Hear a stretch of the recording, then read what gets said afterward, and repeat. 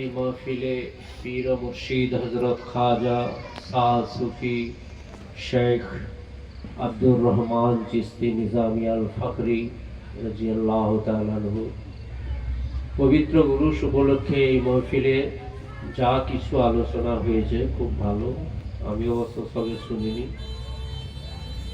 তো হাজী সাহেব যে বক্তব্য রাখলেন খুবই ভালো, উচ্চ তালিমের উচ্চ দর্শনের কথা উনি বললেন, ওনারটাই আমি শুনলাম। তো আমাদের সমাজ, মুসলিম সমাজ ভাবিত শুধু কি করতে হবে আর কি করতে হবে না, আর বাকি 24 ঘন্টাই দুনিয়ার ধান্দা। ইসলামে শরীয়ত যতটা ফরজ আছে, ইলম শিক্ষা করা, শরীয়ত পালন যতটা ফরজ আছে, ইলম শিক্ষা করাও ততটা ফরজ আছে। আল্লাহর নবী সাল্লাল্লাহু আলাইহি সাল্লাম বলেছেন, দরকার হলে সুদূর চীনে যাও, যদি সেখানে কাউকে পাও। তো খোদ আল্লাহর নবীজি তিনি মওজুদ সৌদি আরবে, তিনি বলছেন দরকার হলে চীনে যাও। তাহলে চীনে কেন যেতে বলছেন? চীনে কি কোনো নবী আছে? তাহলে জ্ঞানের গুরুত্ব কত? আমরা জ্ঞানের গুরুত্বটা দিতে যাচ্ছি না, এটা হচ্ছে আমার প্রশ্ন। আমাদের ইসলামের সুফিরা 4টে ধাপ ভাগ করে দিয়েছেন। পহেলা ধাপ শরীয়ত। ইসলামের শরীয়ত এত সুন্দর কোনো ধর্মে নেই, কেননা আমার নবী, আপনার নবী, বিশ্ব নবী হযরতে আহমদে মুস্তাফা মুহাম্মদ মুস্তাফা সাল্লাল্লাহু আলাইহি ওয়াসাল্লাম, যার নাম শুনলে আমরা ভক্তি করে চুমা দিই, তো তিনি এসেছেন সব নবীর শেষে। মানে পৃথিবী, মানুষ জ্ঞান বিজ্ঞানে অনেক উন্নত হয়েছে। আগেকার জামানার পয়গম্বররা, তখনকার মানুষ ছিল, তাদের ব্রেন অতটা ডেভেলপ হয়নি আল্লাহ সম্বন্ধে চিন্তা করে। এখনো আছে কি আল্লাহ সম্বন্ধে কে চিন্তা করতে পারে? একমাত্র মানুষ পারে। অন্য সৃষ্টি পারে? হাইওয়ান পারে? গরু, ছাগল, গাধা, গাছপালা, পাহাড় পর্বত কেউ পারে না। একমাত্র মানুষই পারে জানতে, চিনতে, বুঝতে কে প্রভু আর কে দাস, তাই না? তাহলে চিনতে গেলে তো আগে জ্ঞানের প্রয়োজন হবে। তো আগেকার জামানার নবীরা এসেছিলেন, তখনকার মানুষদের তারা সেই তাদের জ্ঞান মোতাবেক হেদায়েত করে গেছেন। তাদের উপরেও আসমানি কিতাব এসেছিল। তো আমার নবীজি যখন আসেন দুনিয়াতে, তখন মানুষের ব্রেন অনেক ডেভেলপ হয়ে গেছিল সৃষ্টির বিবর্তনের মাধ্যমে। মানুষ অনেক জানতে বুঝতে পেরেছিল। আমার নবীজি আসার পরে, আমি আগেও অনেক জায়গায় বলেছি, কোনো বড় আবিষ্কার বিজ্ঞানী জন্মায়নি, কোনো বড় আবিষ্কার হয়নি। কি আবিষ্কার হয়েছিল? এই টেলিস্কোপ দিয়ে গ্রহ নক্ষত্র দূর থেকে দেখতে। কিন্তু কোনো ইনভেনশন, যেটাকে ইংরেজিতে বলে আবিষ্কার, যেটা থাকেনি সেটা হয়েছে, তৈরি করা জিনিস। পর পর আমার নবীজি আসার পর তখন ইউরোপ, আমেরিকা আবিষ্কারই হয়নি। ইউরোপ তো অন্ধকারে ডুবে পড়েছিল, এখন তারাই উন্নত। আমাদের কোরআন গেলে আমরা বলি যে সব ইসাইরা মুসাইরা গবেষণা করে উন্নতি হচ্ছে, মুসলমানরা শুধু নামাজ পড়ছে, রোজা রাখছে, শরীয়ত পালন করছে, কিন্তু তারা ডেভেলপ করতে পারেনি, তাই না? উন্নতি করতে পারেনি। এটার কারণ হচ্ছে আমরা সঠিক ইসলামের অনুসন্ধান করিনি। সুফিরা ইসলামকে 4টে ভাগ করেছে, 4টে ধাপে। এই যেমন এখানে উঠলাম একটা ধাপ, তার উপরে একটা ধাপ। পয়লা ধাপ শরীয়ত। এই শরীয়ত সর্ব মুসলমানকেই মানতে হবে, কারণ এটা সবচাইতে উন্নত। আমি বলেছি, একটু আগেই বললাম যে ইসলামের শরীয়ত সবচাইতে উন্নত। এই ওযু করা থেকে আরম্ভ করে, নামাজ পড়া থেকে আরম্ভ করে, সমস্তটাই দেখবেন একবারে মানুষ জন্ম থেকে মৃত্যু পর্যন্ত, মৃত্যুর পরেও যে সমস্ত আমরা এই স্বভাব রেশনি করি, সব বিজ্ঞানসম্মত।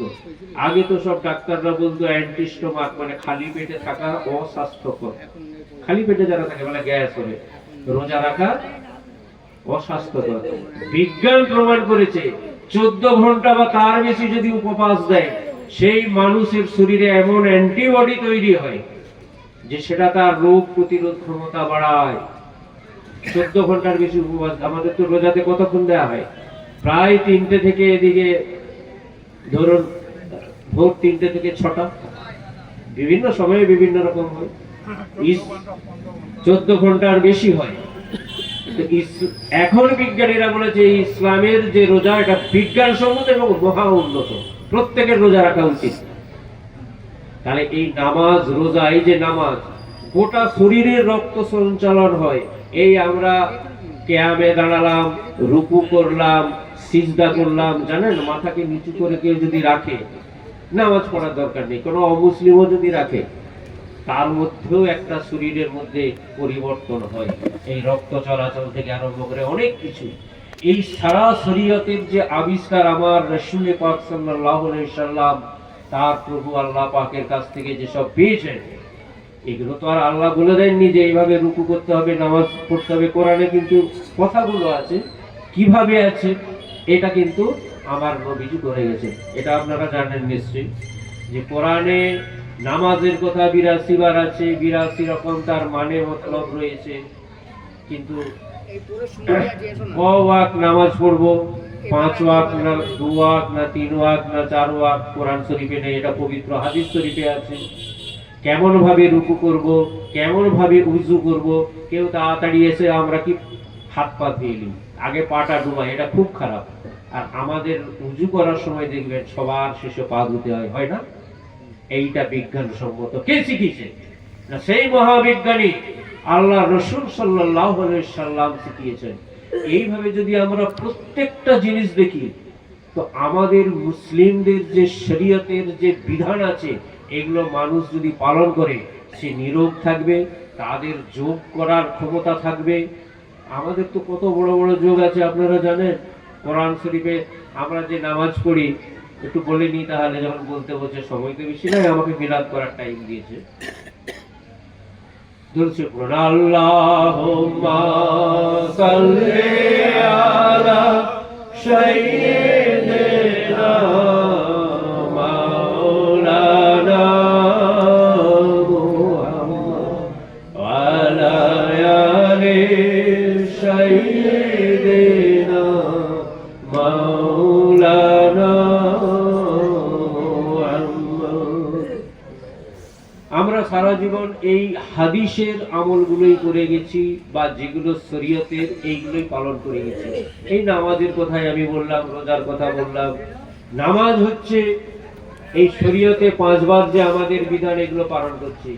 আমাদের যে কোরআন শরীফে নামাজের কথা আছে, সেই নামাজ সম্বন্ধে আমরা কতটুকু জানি? এই যে ইনি বলে গেলেন কুন ফায়াকুন, সালাতে কুন ফায়াকুন, 7 রকমের নামাজ আছে। সে নামাজ কিভাবে আমরা আদায় করব?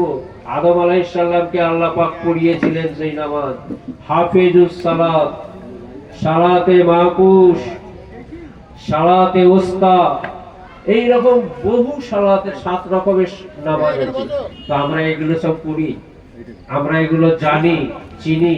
আমরা এই শরীয়তের ধাপ, প্রথম ধাপেই আটকে গেছি।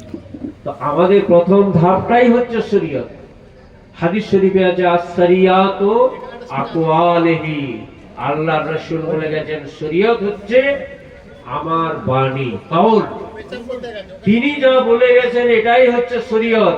এইটা করো, এটা করো না, এইভাবে চলো, এইভাবে চলো না, এইটা খাও, এটা খেও না, এটা হচ্ছে শরীয়ত।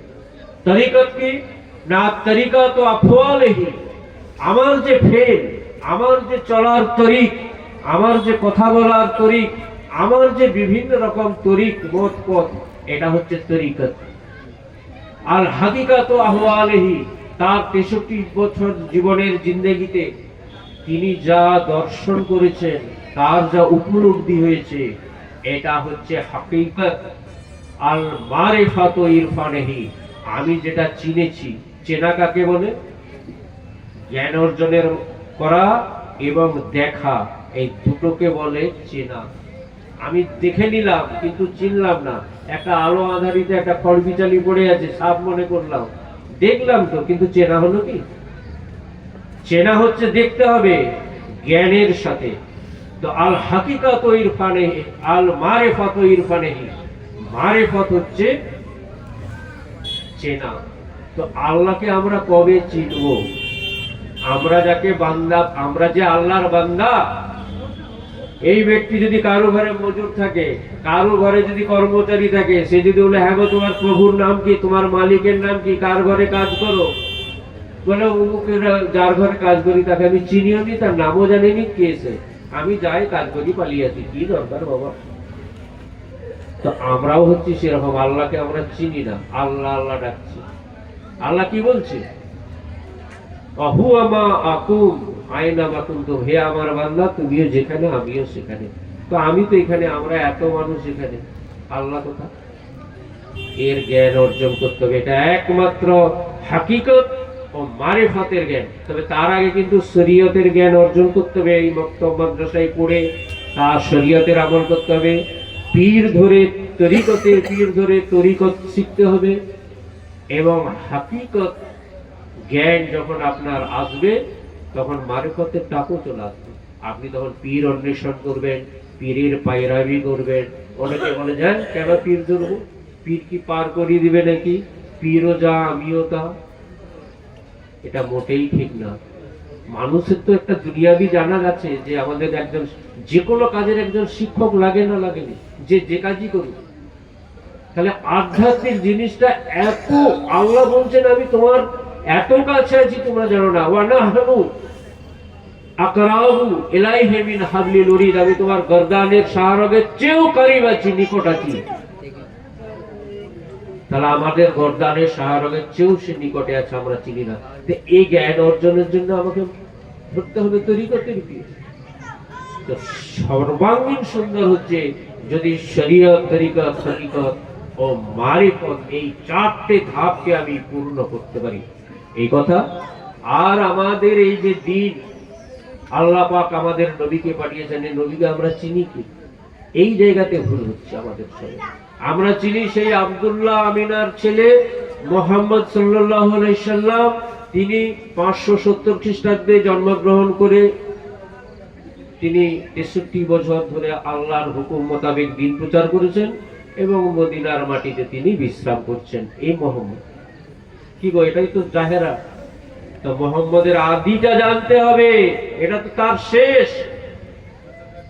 আদিটা কি না, সর্বপ্রথম আল্লাহ পাক বলছেন যে আমি যেটাকে সৃষ্টি করেছি আমার রহমত স্বরূপ করে, তিনি হচ্ছেন আমার আমার আমার আপনার বিশ্বের নবী, আকায়ে নামদার তাজদার মদিনা হযরতে আহমদে মুস্তাফা মুহাম্মদ মুস্তাফা সাল্লাল্লাহু আলাইহি ওয়াসাল্লাম।